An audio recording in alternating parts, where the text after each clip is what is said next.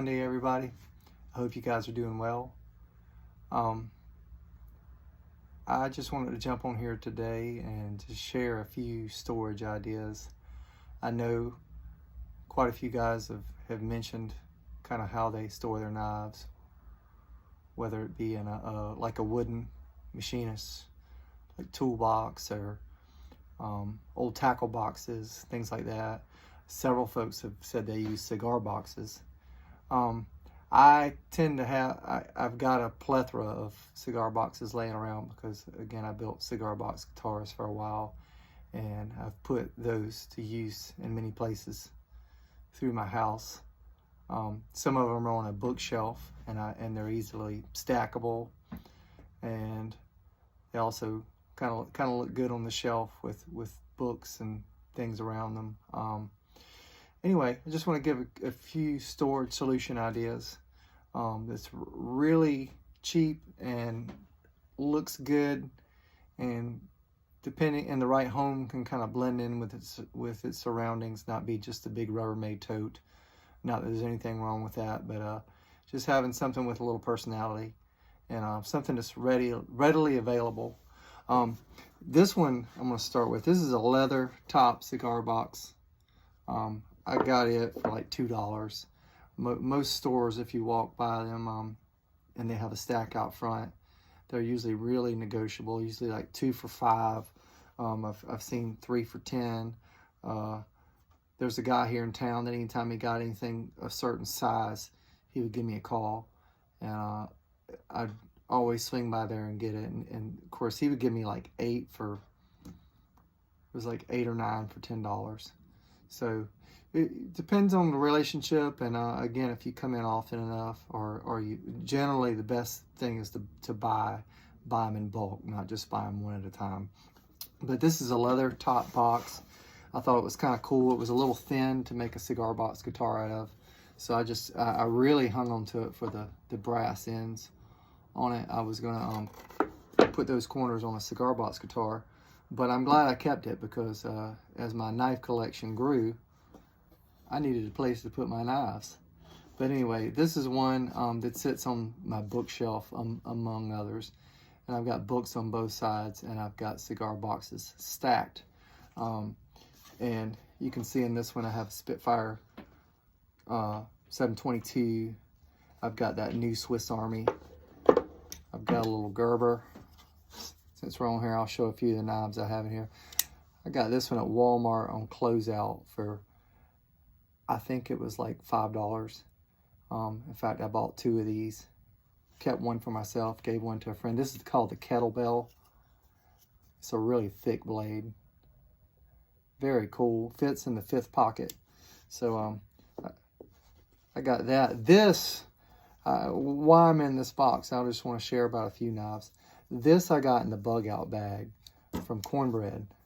Everybody who follows these pages probably knows about the bug out bag. This is a little Kershaw. Of course, it's got the axis lock there. Really smooth handles. I'm really digging this knife. Again, axis lock. There, looking at the camera, I don't want to cut myself. But anyway, very cool. Got that cool orange spacer in the back. I am digging it. Complements the 722 Spitfire well. This is a knife that a client of mine brought me from Spain. And this is Spanish made. I don't remember this pattern.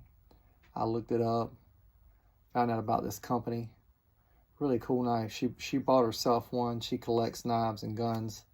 Got a nice half stop. And so she was so kind to bring me this. A good friend of mine named Rose. And we've shared our knives and passion for knives for years now. Here's another storage solution idea. Sorry for the mess back there. I've got some projects going on. This dresser, I made all this out of scrap. Put a ruler up here. I'm gonna pull this first box out. Let's look in this first box. Ooh, look at that. all those knives. See, and got some green felt in the bottom. A lot of personality in that. If you notice, we had some old cabinet handles. So I put cabinet handles on all of these. So they're easy to pull out, easy to get to. You can grab it. I'll get in front here. Put it back in and there you go. But I'm gonna disassemble this for a minute just to show you how I made it. There's another box. Look at all those case knives. Again, green felt in the bottom. So this is very simple. This is a project you can do at home in a couple hours with just stuff laying around the house.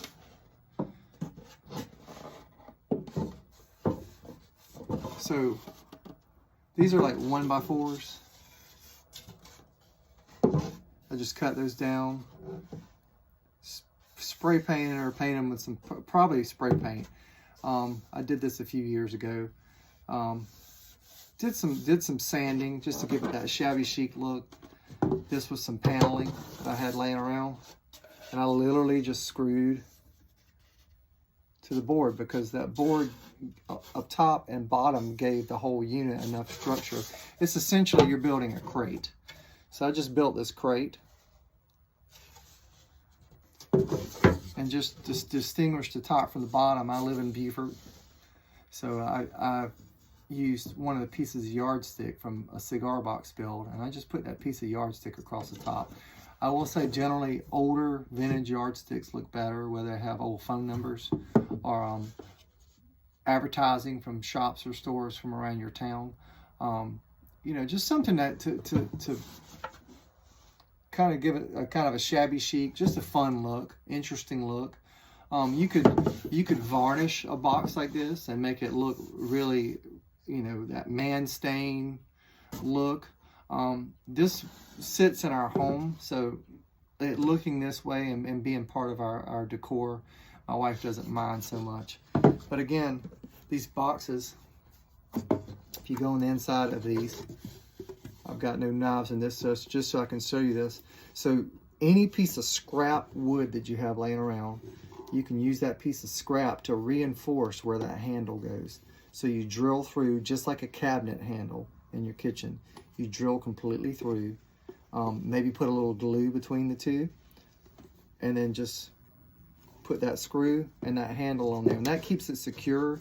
That gives the box a little more structure, and in that regard, you can also, if your knives are really heavy, you can take a little square of wood and reinforce each corner. That way the box doesn't pull apart. Some cigar boxes, of course, have structural issues. You want to get ones that are generally these wood type. This looks like paper, but it's actually wood, some sort of plywood, veneered over with paper, just covered in paper. But again, that's a punch box, readily available at your cigar store or local smoke shop. Again, just something colorful, something your wife won't mind having around, something that'll look good in your man cave. Different size boxes. This is something you want to be aware of.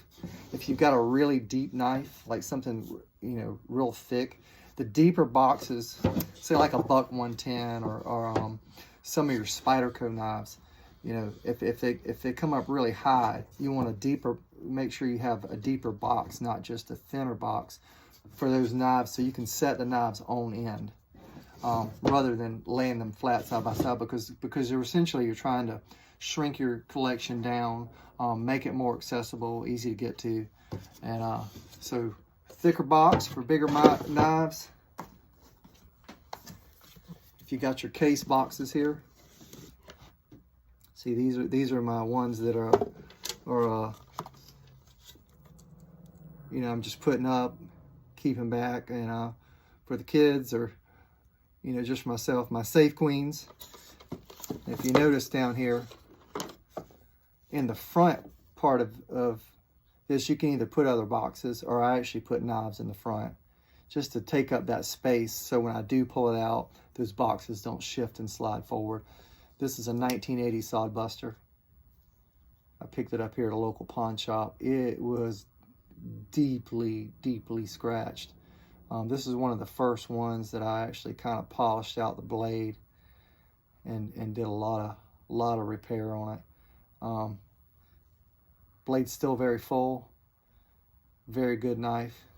It's actually the same vintage as my wife. She was born in 1980. Of course, I was born in 1975. You know, just an easy way to store your knives. Afternoon project.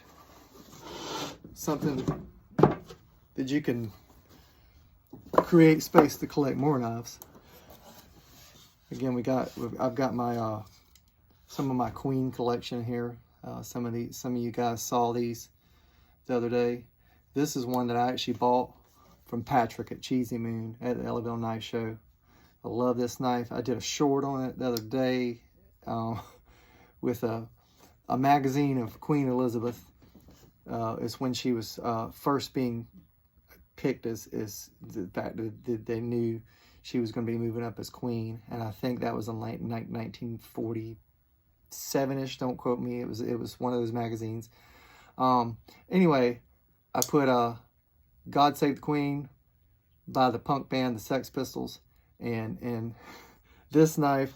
I know that was kind of weird, but it's just one of those things. I was trying to connect all the dots. This is a tip repair I did. This knife was actually, this is one of the second tip repairs I did. Has like a modified Warncliffe kind of feel. I did a slight swedge on top. Still a lot of life left in that knife. Say that 3 times fast. But here's an old 3-line Camillus. It was completely rusted. These blades are still wobbly, though I did fix them. They still got some wobble in them. This knife was literally a throwaway, and I just wanted to see that it could be done, see what I could do. This was actually some scrap red oak that I had from the veneer on a cigar box guitar I was working on, and I just never threw it away. Anyway, I don't want to take up too much of your time today, but I just wanted to get on here and share some storage solutions, give you some ideas, hopefully give you a quick weekend project. I do want to shout out, I've got stickers. I meant to say this the last couple of times, but I do have channel stickers. They are kind of small. I'm going to say, despise not small beginnings. That's in the Bible. And anyway, I ordered these. For some reason, I thought they were like 2 inches from the center. I don't know what I was thinking. Anyway, they're kind of small, but I am doing some mail outs, and I'm mailing these out, and these are going to work for now. Anyway, check out the design too with the Indian. My son did that. I actually took an old carbonium sharpening stone. One day I'm going to show my sharpening stone collection. It was on one of those, and then I found one in color online, and we just highly manipulated that image. I dare you to try to find an image that looks exactly like this. But anyway, we just manipulated it until we got my design, so I couldn't get any copyright issues. Another quick project, something I want to show you, give you some ideas. So everybody's familiar with camp knives with these clamshell sides, these little crimp-on ends.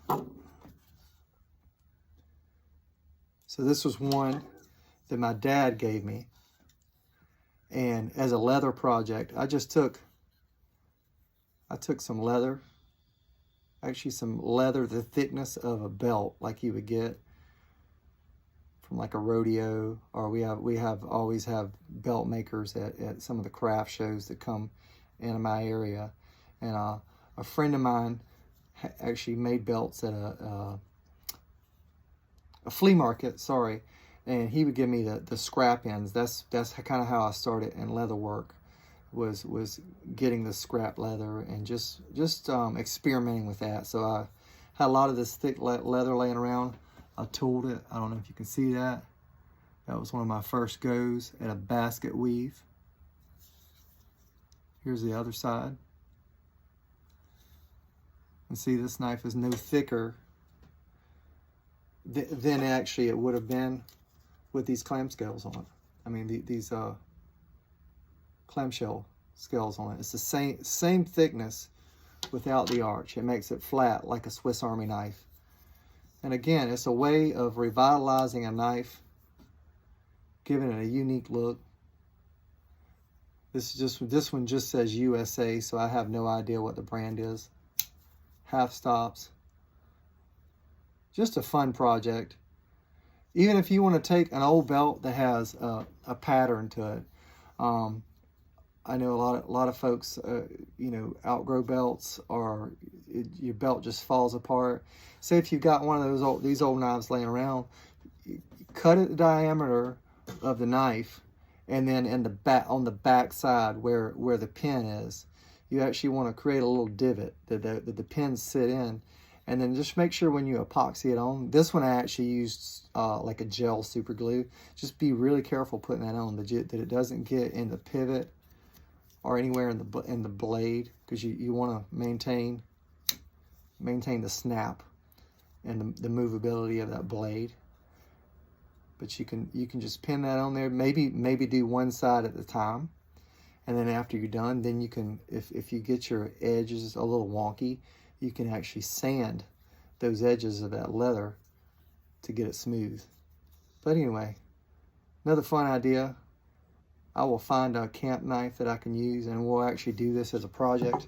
Before this video gets too long, I've got a few slips going out this week. I just want to show those. I got to get them in order here. This one's going out this week. These two guys.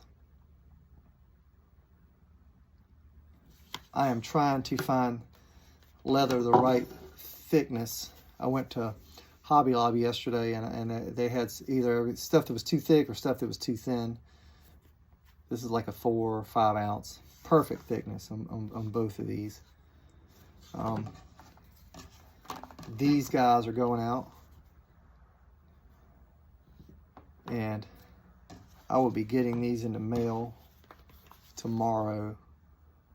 I'm not going to share with who and about what yet, but I'm going to get these out, and I'm sure these are going to pop up on a few channels. Anyway, that's what I got going this Sunday. I just wanted to get on here and tell you guys, I hope you're having a great beginning to your new year. I hope you're feeling inspired. I hope you're feeling hopeful. And again, I just thank you for the support of this channel. And give me a like, give me a subscribe, and give me a shout out when you see things you like, and I'll try to create more content like it. Have a great day. I appreciate all you guys, and have a blessed day.